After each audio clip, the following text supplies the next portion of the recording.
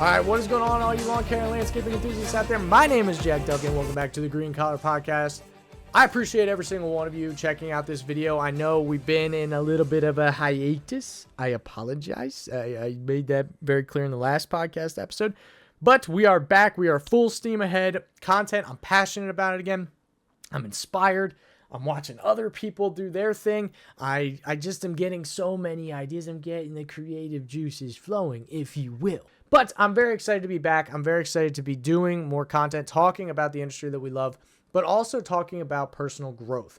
Because as a business owner, you learn so much from entrepreneurship, but also the industry that you're in. So those are the two things that we're going to be talking about. Today's video, we are going to be discussing what landscaping and lawn care have taught me as I've built my business, as I've grown my business. So that includes even when I worked for my dad many years ago in landscaping, then I started my business in landscaping, then I started lawn care and all the stuff in between, right? We're going to talk about the things that I learned when it came from the industry, specific to lawn care and landscaping, and other things of just entrepreneurship. So let's get into it, right? Let's start with numero uno, landscaping and lawn care, what it has taught me and what I hope to apply into my future as a husband and also eventually as a father. So first things first, what lawn care and landscaping have taught me from an industry standpoint is hard work. That is numero uno without a doubt, because I'm seeing a lot of shift in our society. And a lot of it is due to our phones, right? Our cell phones. We doom scroll all the time, right? Every morning we're scrolling TikTok or Instagram or YouTube Shorts, right? We all do it, right? We all do it. It's the norm now. That's what we do. I've kicked the habit for the most part. There are times that I still do it because I'm looking at people, just beam edges, beautifully crisp. I love it. It's like my porn, dude. I love it. Same with stripes, same with beautiful landscaping. Ponds are a big thing for me right now. I'm not really sure why, but I really love just watching something turn into a beautiful pond.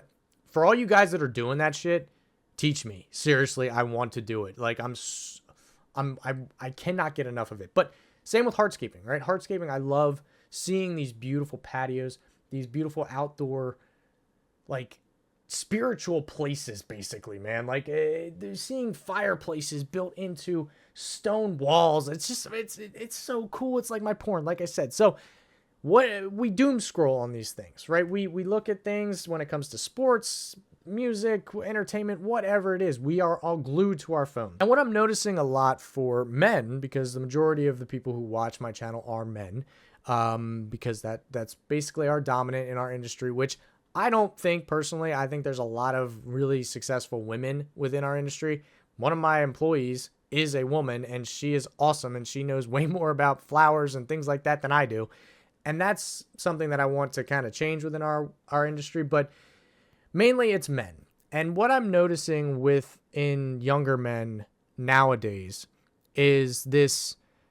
I don't want to point out Gen Z or anything like that. There are definitely plenty of millennials who are my age who do this same stuff. They don't understand what hard work is. Not within our industry, right? You have to work hard if you're in our industry. But for normal, regular society, I feel as though there's been a shift to more of a feminine mindset. And it's dangerous. It's dangerous because you need femininity, but you also need the masculinity part of it. Because masculinity is something that we are the foundation, right? We are the stability. We are the security. Femininity brings in the comfort. They bring in they bring in that level of safeness that we all need as men, right? For any of you guys who are single out there, you know what I'm talking about. When I was single, I was depressed. I was shut out to the world. I was stressed out of my mind when it came to my business because I had no one to talk to. I had no comfort, a place that I could just lay my head and be like, I need something to relax. And that's where a woman comes into play. The feminine part of it comes into play and gives you that escape of peace, right? For all you guys who are married, sometimes married couples, they can bicker and all that shit, but you know your wife is your safe place. You know that if something's going on, you talk to her, you feel a million times better.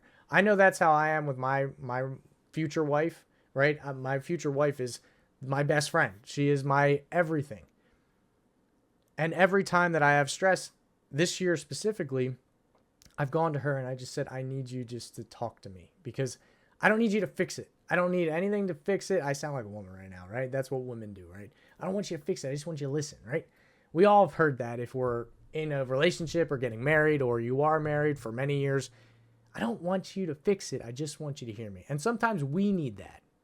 We don't need somebody to fix our problems. That's our job. We need to fix it.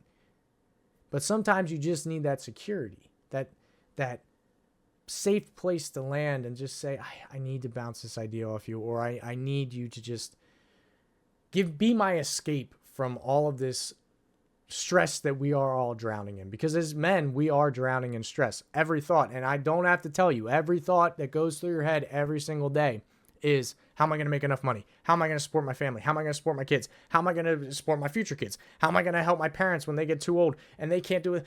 We all think about these things. We think about this. We think about how budgeting works. We think about how are we going to make $100 last a week, right? These are all things that men think about. And when it comes to hard work, I feel as though now we're glued to these phones because they're a distraction from the real world, right? We're not in the real world anymore. We're glued to TikTok and Instagram and all this stuff and all that stuff, right? We're all glued to it because it's an escape from reality. It's escape from our stresses. It's escape from our frustrations. And instead of working hard at our jobs, this is not to any guys out there doing landscaping, and maybe it is if you're not working as hard. This year, I can honestly say, I have not worked as hard as I have in previous years because I've been so overwhelmed, and I've been looking for that escape through my phone, through sports, through music, through, friend gatherings and parties and going to the bar and hanging out and all that shit. Like, they're all distractions. We have distractions thrown at us all the time, every day. And the reason that I'm saying that we are getting to a point in our society for men where they don't know what hard work is anymore. They don't know. Everything's handed to them. Everything, or is expected to be handed to them. That's a key word, expected. The entitlement part of it. Now, I'm not singling out any generation, because there are boomers that are that way. There are millennials that are that way. There are Gen Zs that way. There are men and women that are that way, right? But with the way the society is going, is we are teaching young people that no matter what you want, you're entitled to it. Fuck that. You got to work hard to where you go. You have to, where you want to be in life, you have to work hard. So if that means making $0 at the start of your business to get to where you want to go because you're working hard, that builds you. That builds you as a person. That builds you as I know what hard work is. I've worked the 12-hour days. I've worked the 14-hour days in the snow. I've worked 24 hours, 48 hours in the snow with barely any sleep. I've done that. I've experienced it. So when it comes time that I put my trials and tribulations in, I know what hard work is. I know that next level, I can handle this. I can handle it. That's a big part of it.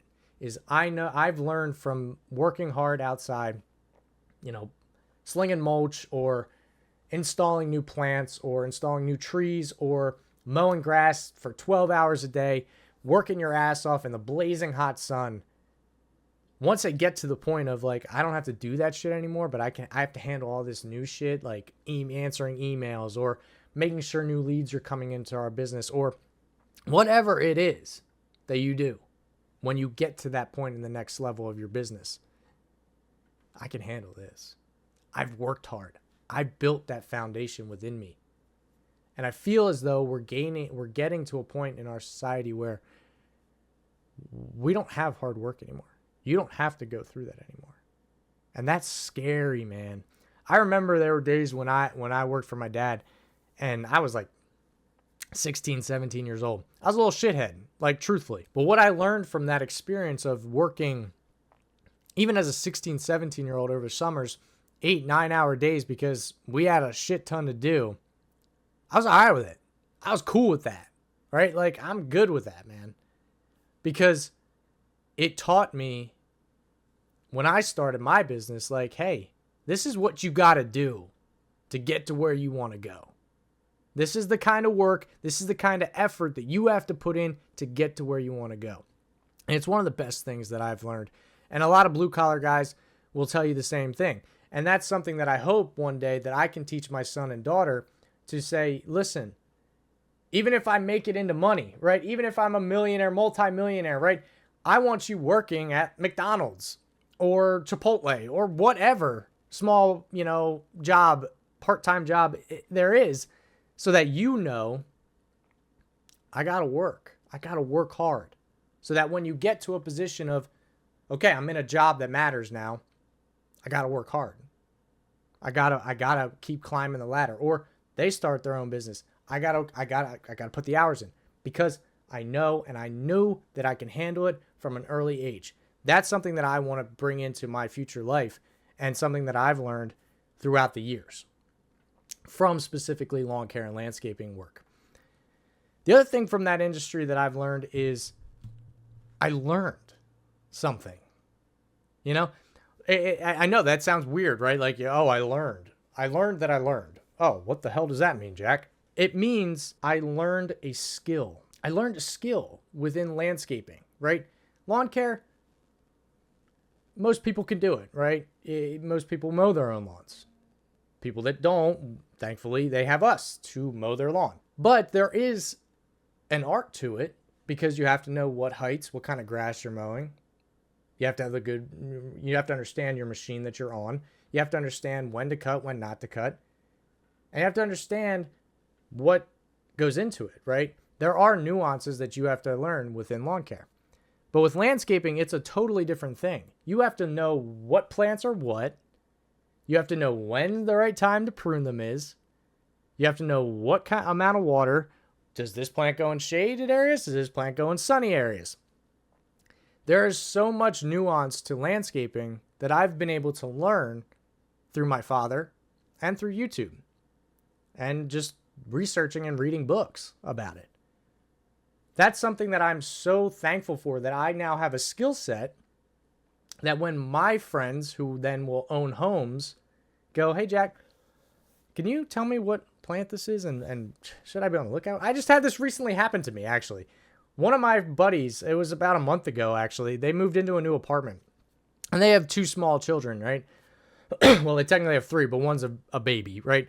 But they have 2 small, like, basically toddler area that they're going to be running around playing in the, yard area. And he sent me a picture and he said, hey, man, is this poison ivy?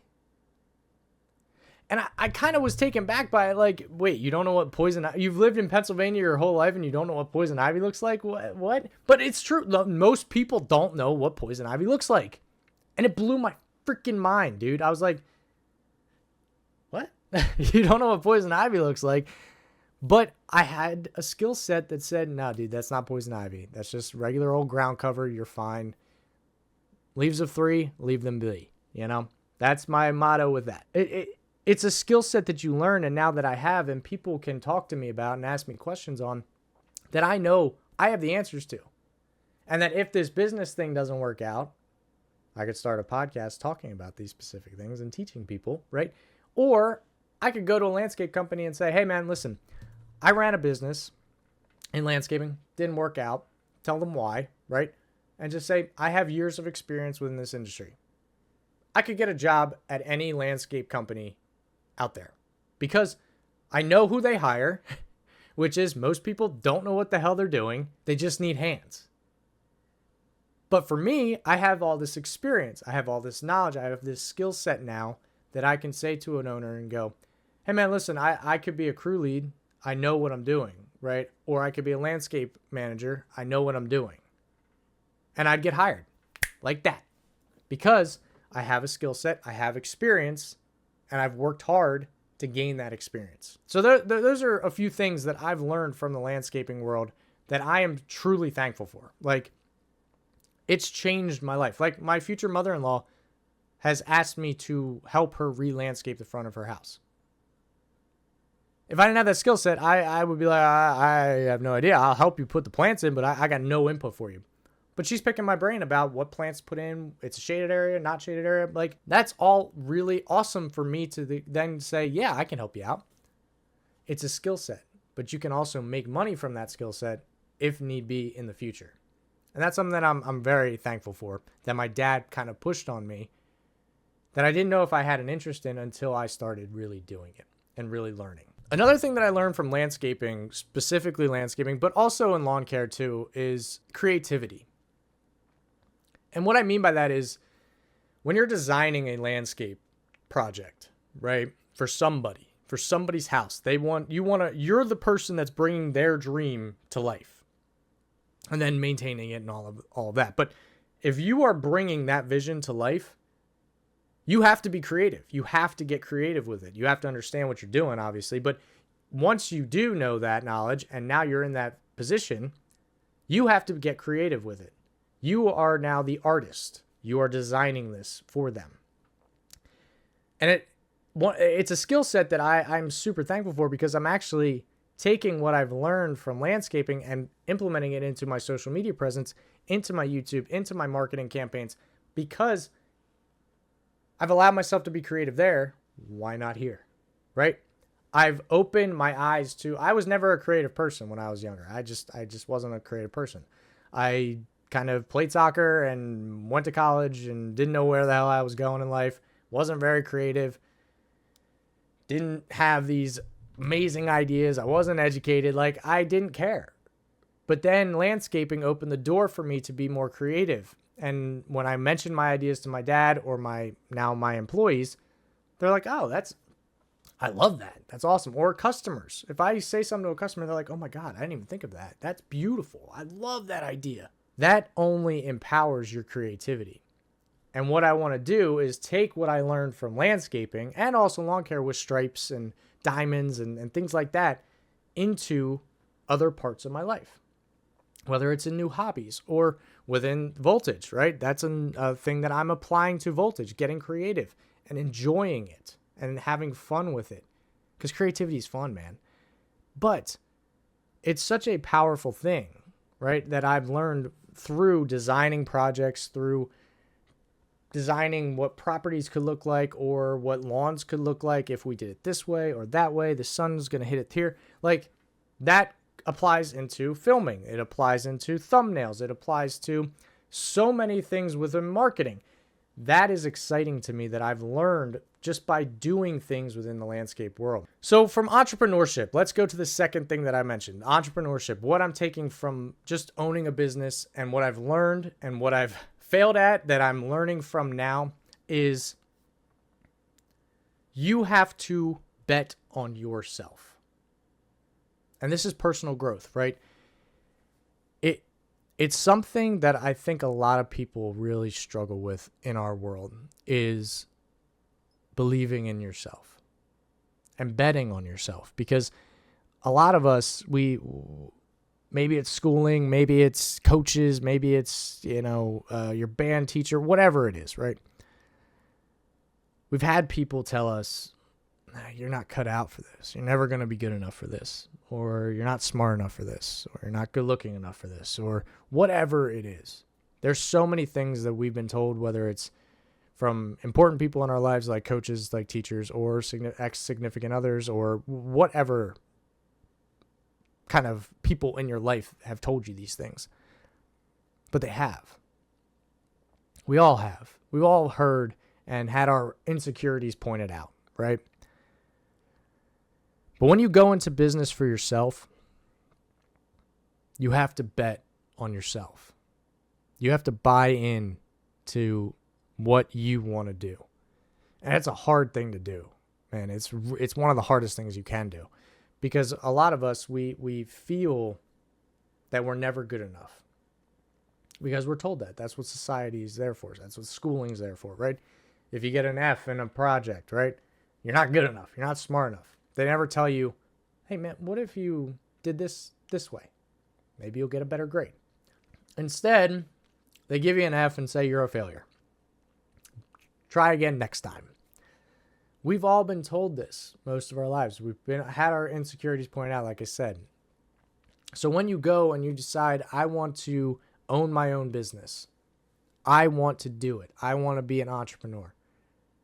If you don't believe in yourself, or at least a little bit, you'll fail. Because when you are the only person that is keeping a roof over your head, there isn't a boss there, a higher management that writes your check every week and you call it a day.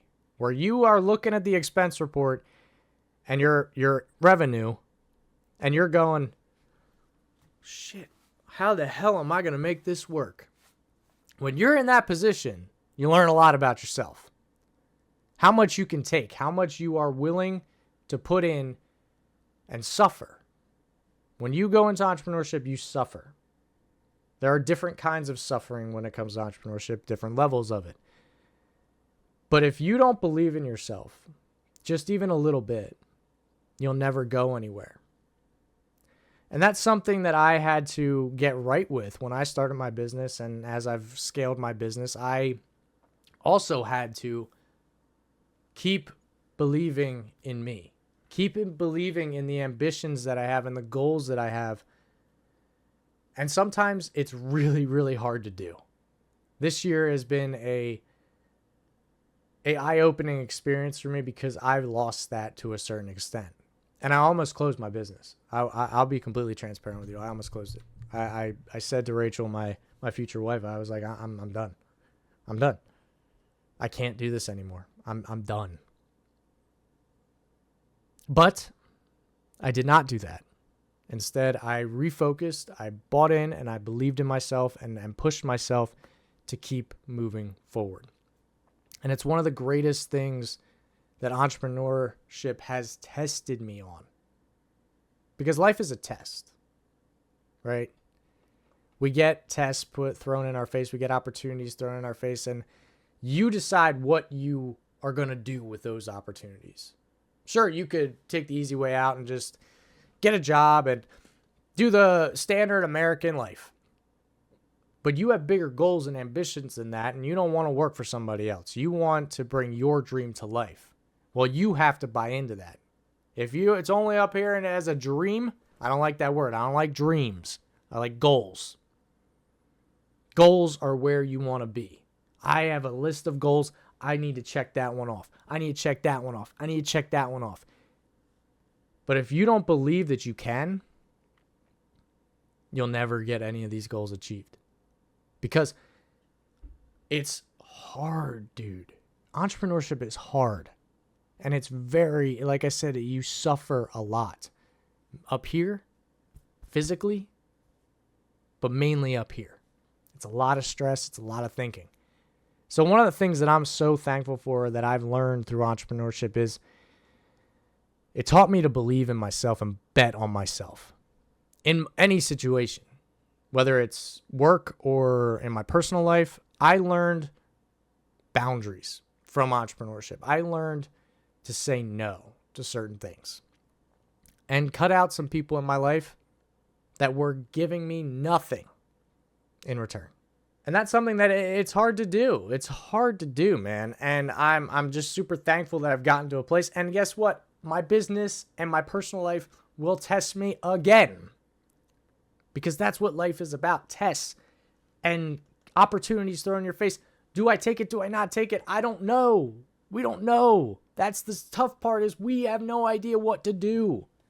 Because no one's taught us this. School didn't teach us about entrepreneurship. The government definitely didn't teach you about entrepreneurship. They don't give two fucks. They only care about your payroll tax. That's it. Your parents may have taught you it. Thankfully, I had parents who were living that life, so they taught me some. But a lot of it you have to figure out on your own. And when you go through it, and you have these little successes and little victories that you're lining up and you're piling up, right? It makes you go, this is a safer bet than I thought, right? Maybe I can do this. Maybe I can. And then it'll bring you back down. And you have to keep going. And that's something that I'm just really thankful that when in doubt, when I get down, and there are some days, like I said about this year, where you don't believe in yourself and you give up. It's great to have people in your corner. It's great to have people say, nah, dude, we can do this. But until you buy into it, until you start to believe it, you'll never do it. And so my future wife was telling me, you'll be all right. We'll figure this out. My friends and my employees were telling me, we're good, dude. Let's go. We got this. I didn't believe it. I didn't believe it. How could I? I'm seeing what's on my screen. I'm seeing it every day. I don't believe it. Until I looked myself in the mirror and said, nah, I'm done. I've gotten this far. We're going forward. Let's fucking go. Then you start to believe it. And that's what entrepreneurs taught me, is betting on yourself and believing in yourself. So that no matter what comes, I got me. I got me, baby. We're going to power through this. And life's tough. Life will throw its fucking punches. But you can bounce back from it if you have a good foundation to say, nah, I got this. That's one of the beauties of entrepreneurship that a lot of jobs don't have. That a lot of jobs working for other people you don't learn. When you are the only person putting food in your stomach, and there are times where it's tough in the beginning, you go, shit. It's either sink or swim. I'm going to swim. I'm going to make this happen. It's going to be tough. It's going to be hard, but I'm going to make it happen. And it's a beautiful thing. It's a beautiful thing, man. I love it. I love this life, even though it sucks sometimes, man. It's so stressful, but I love it. I love it.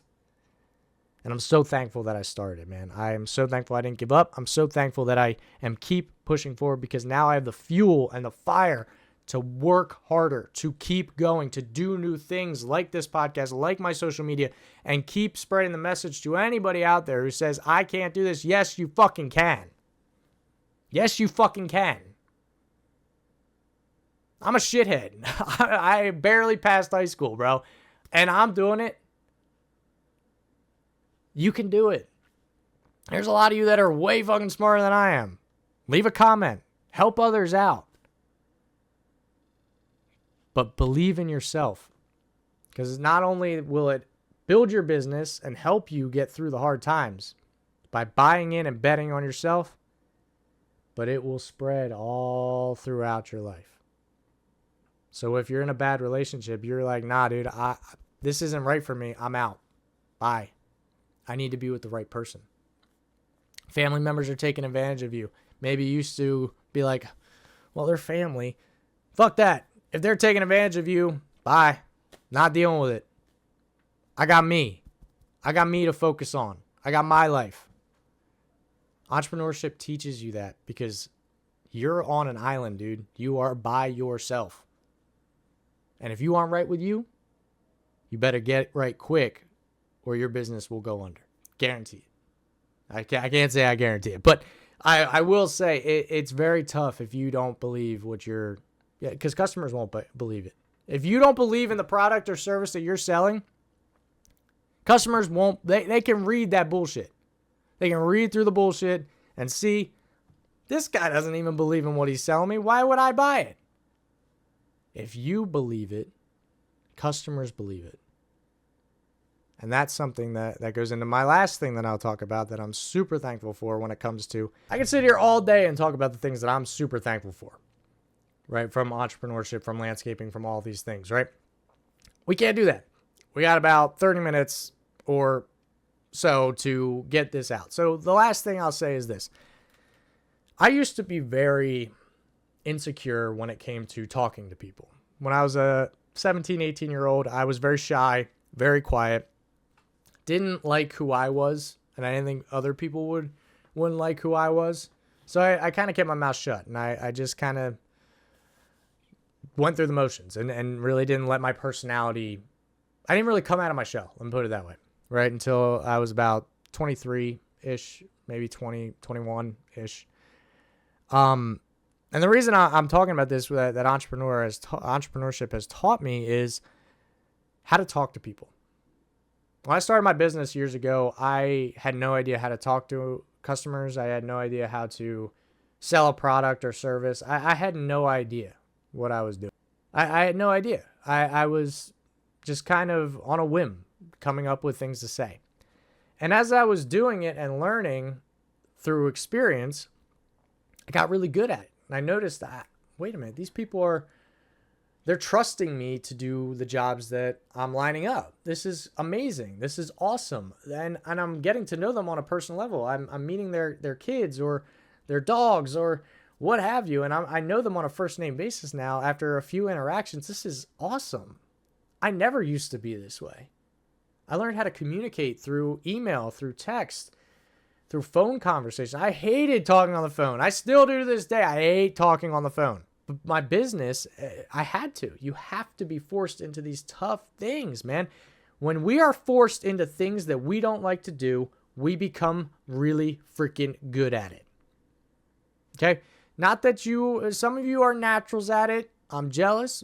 I was not good at it. But I forced myself to be good at it because my business relied on it. So I had to get good at it. I had to learn how to talk to customers. I had to learn how to talk to dealers, right, for machines and equipment like hedge trimmers or lawn trimmers or backpack blowers. I had to learn how to engage with that and build relationships that are going to last me for a long time that I know on a personal level.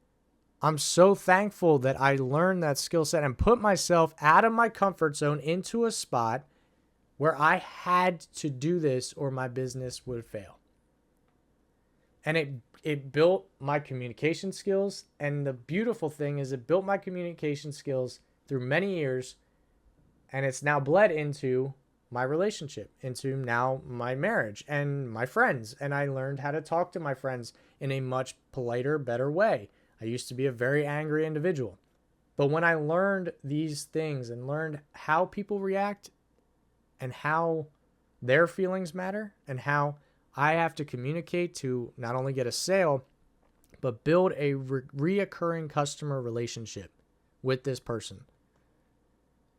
It's huge because once I was able to do that, I learned, okay, well, if I'm able to do that, I can now put that into how do I talk to my friends? How does this friend react to this? How does this friend react to this?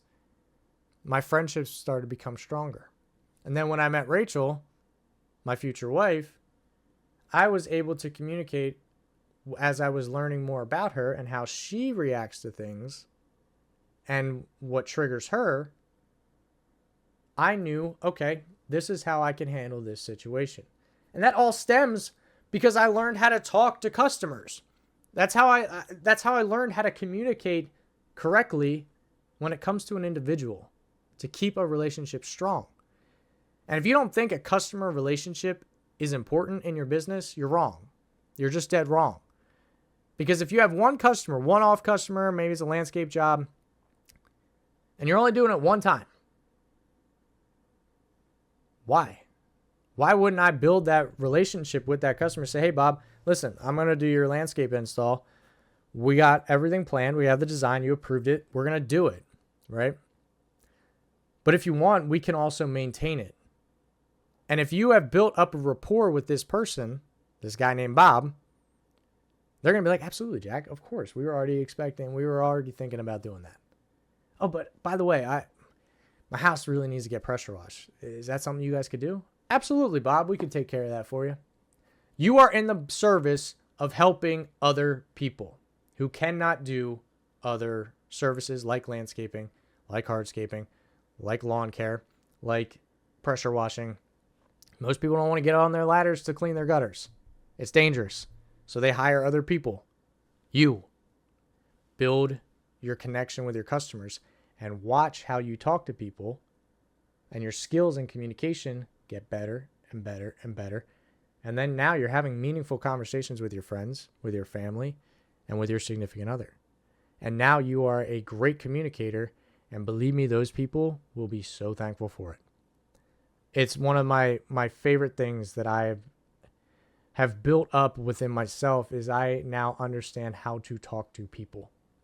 When years ago I was this shy individual who never wanted to let my personality out, who always thought people don't like me, people will never like me. I came out of my shell and I had to do it. I forced myself into it by starting a business. And it's one of the greatest things that ever happened to me, truthfully. Like, I'm so thankful for it. So those are the few things that I've learned. And maybe we'll make a second part to talk about other things, obviously. But those are a few things that I'm super thankful that landscaping and lawn care and owning a business have taught me.